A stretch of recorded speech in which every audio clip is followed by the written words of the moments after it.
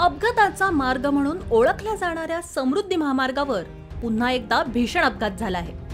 Bolero car ट्रकला धडकल्याने भीषण अपघात झाला।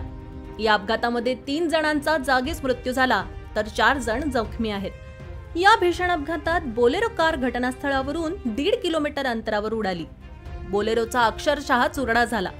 बंसी धोंडूराम राठोड, कुमारी योगेश जाधव, वय वर्ष 22, कमला बंसी राठोड असं भीषण अपघातात मृत्युमुखी पडलेल्या एकाच कुटुंबातील 3घांची नावे आहेत। तर रामसिंग बलसिंग राठोड, शीतल बलसिंग राठोड, मयंक योगेश जाधव आणि नेहा बलसिंग राठोड हे या अपघातात गंभीर जखमी झाले।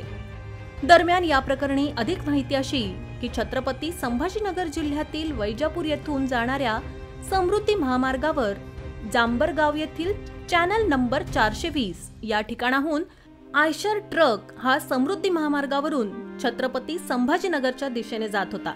भरधाव वेग असलेल्या आयशर ट्रकला पाठीमागून वेगात येणाऱ्या बोलेरो कारने जोरात धडक दिली। या अपघात इतका भीषण होता, यामध्ये बोलेरो कार अक्षरशः 1 ते 1.5 किलोमीटर अंतरावर फेकली गेली।